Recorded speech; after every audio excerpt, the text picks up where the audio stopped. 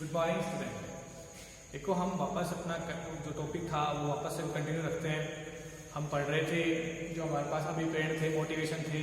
हमने उसकी डेफिनेशन भी पढ़ी, हमने उसकी विशेषताएं, हमने कुछ उसके इम्पोर्टेंस भी पढ़े थे, यानी कि क्या उसके महत्व थे वो हमने पढ़े थे। तो कुछ उसके अंदर रह गए थे, जो शेष रह गए थे उनको आज हम पूरा करते हैं। देखो हमने 7 तो जो थे वो हमने कर लिया था, यानी कि निर्धारित लक्ष्यों की प्राप्ति में सहायक होते हैं, जो संसाधन है उनका हम सदुपयोग अच्छे से कर पाते हैं, या फिर जो हमारे पास और थे जैसे कार्य संतुष्टि में वृद्धि, यानी कि हम उनके जो कार्य जो है उसकी संतुष्टि में वृद्धि कर पाते थे, या फिर जो ख्याति में वृद्धि कर पाते थे। ऐसे ही उनके मनोबल में वृद्धि, अनुपस्थिति में कमी, और एक हमने पढ़ा था श्रम संबंधों में अच्छे जो श्रम संबंध वो बनते थे।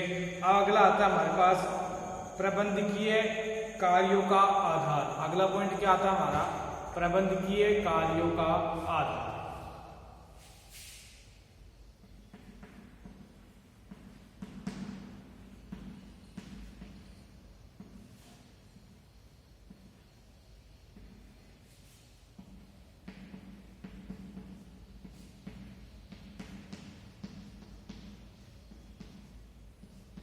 देखो प्रबंधकीय कार्यों का आधार, ये अच्छा पॉइंट है, इसको ना अच्छे से पढ़ना, क्योंकि इसमें कह रहा है कि जो मोटिवेट है वो प्रबंधकीय कार्यों का एक आधार है, बेस है। मोटिवेट का क्या है? बेस है। आधार मतलब क्या होता है? बेस। मैनेजमेंट कार्य, मैंने आपको बताया था 2 प्रकार के कार्य होते हैं, तो सहायक कार्य और एक प्रमुख कार्य। अब सहायक कार्य और प्रमुख कार्य के अंदर भी एक कार्य आता है, क्या? अभिप्रेरण, की मोटिवेट करना, मोटिवेशन करना। ठीक है, इसके अंदर कह रहा है कि प्रबंधकीय कार्य के अंदर भी एक मैनेजमेंट जो कार्य आता है उसको हम कहते हैं मोटिवेट या अभिप्रेरण, जो कि इसके अंदर या इस कार्य के अनुसार एक ये प्रबंधकीय कार्य है जो मैनेजमेंट का काम करता है, उसका बेस होता है क्या? मोटिवेशन। यानी कि हमने बेस मान रखा है किसको? मोटिवेशन। उसके आधार पर ही हम मैनेजमेंट का कार्य करते हैं, ये उसका बेस है। ठीक है, अगला आता है हमारे पास परिवर्तनों की सुविधा। परिवर्तनों में सुविधा,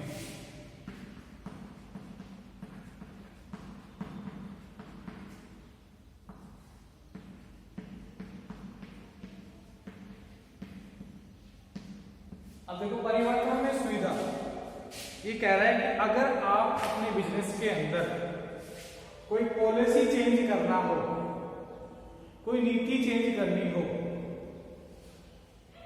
कोई उद्देश्य चेंज करना हो, कोई लक्ष्य चेंज करना हो, तो हम आपको पता है भाई एक संस्था है, फॉर एग्जांपल एक संस्था है, उसके अंदर जो नीति चल रही है हमने उस नीति को एकदम से चेंज कर दिया। अब जैसे हमने उसको चेंज किया तो जो उसके अंदर कर्मचारी हैं वो क्या करेंगे? हड़ताल करेंगे, उस चेंज का विरोध करेंगे ना, वो कहेंगे कि इस तरह की कोई नीति ना लागू की जाए, क्योंकि उनको पता है जिस पॉलिसी में वो काम करते आ रहे हैं उसी के अनुसार उसने अपने आप को ढाल रखा है। और जैसे उसको हम चेंज करेंगे तो परेशानी होगी। ऐसे अगर मान लो आपको पता है हम 24 नंबर रूम में बैठते हैं, एक बिल्डिंग है, बिल्डिंग के अंदर 24 नंबर का एक रूम है, उसके अंदर हम परमानेंट बैठते हैं। अब एकदम से हमने चेंज कर दिया, आपको हमने 2 नंबर रूम में बैठा दिया, तो आपको शुरू में परेशानी आएगी, दिक्कत आएगी, क्योंकि आपको आदत बनी हुई है 24 रूम में जाने की, लेकिन हमने कहाँ चेंज कर दिया? 2 नंबर रूम में। तो ऐसे ही इसके अंदर हम कोई भी पॉलिसी अगर चेंज करेंगे तो उनके अंदर उनकी जो हड़ताल है जो विरोध करेंगे। तो इस तरह के इनको रोकने के लिए हम उनका इस तरह का विरोध रोकने के लिए हम उनको मोटिवेट करेंगे, उस पॉलिसी के प्रति उनको समझाएंगे, उस उद्देश्य के बारे में उनको बतलाएंगे, उनको मोटिवेट करेंगे, ताकि वो उन चीजों का क्या ना करें? विरोध ना करें। यानी कि हम अगर आपको 24 रूम से उधर चेंज करेंगे तो हम आपको पहले बताएंगे कि हम कल से उधर आपको चेंज कर रहे हैं, उधर शिफ्ट कर रहे हैं, ताकि आपको कोई प्रॉब्लम ना हो। तो ये होता है परिवर्तनों में सुविधा, यानी कि हम परिवर्तन कोई भी जो नीति है उसको हम आसानी से चेंज कर सकते हैं, किसके कारण? अभिप्रेरण के कारण। किसके कारण? मोटिवेट। ठीक है, अगला पॉइंट आता है इसका 10वां, वो आता है हमारे पास समूह भावना का विकास। क्या आता है? समूह भावना का विकास।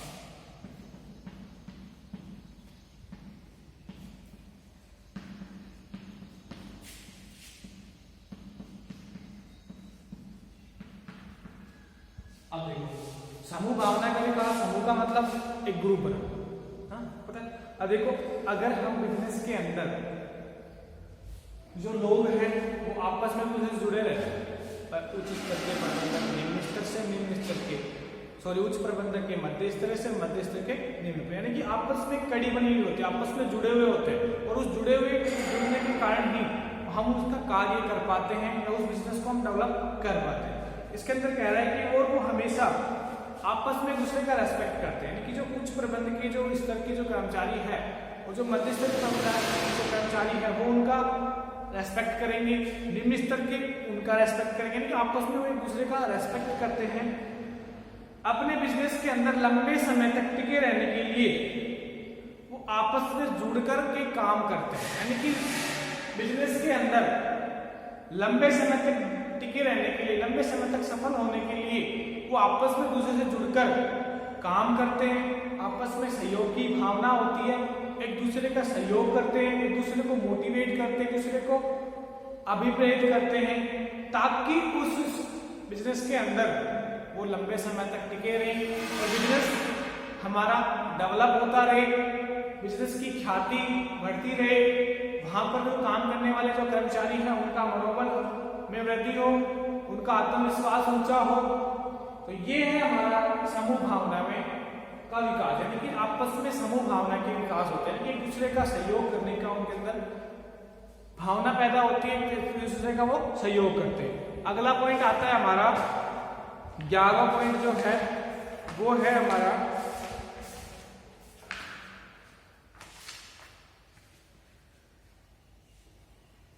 देखो अगला जो पॉइंट है 11वां पॉइंट जो है वो है व्यवहारिक प्रबंधकों की पूंजी। क्या है? व्यवहारिक प्रबंधकों की पूंजी।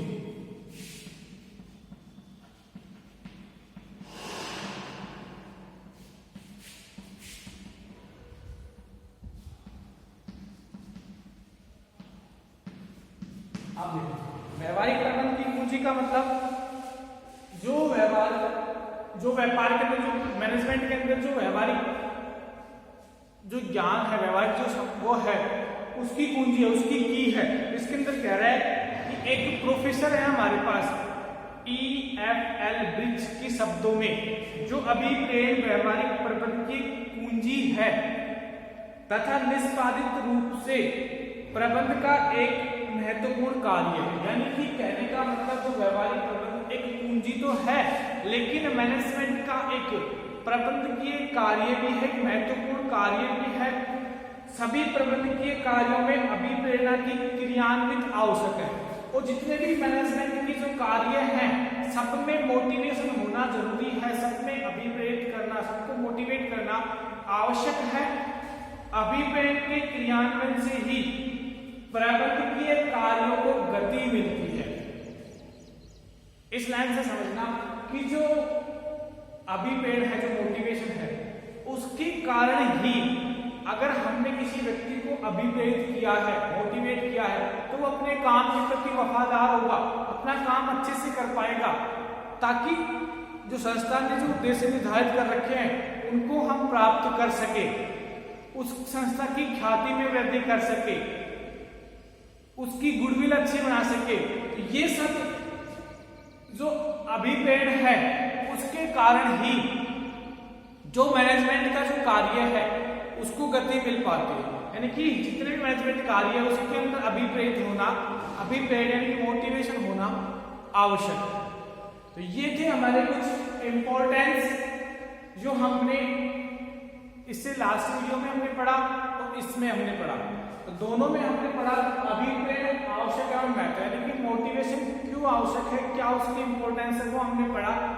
ठीक है, यानी कि जो उद्देश्य जो हमने निर्धारित कर रखे हैं उनको प्राप्त करने में सहायक होता है, जो संसाधन उनका हम सदुपयोग कर पाते हैं, अच्छे से ख्याति में वृद्धि हो पाती है, मनोबल में वृद्धि हो पाती है और कर्मचारी की अनुपस्थिति में कमी होती है।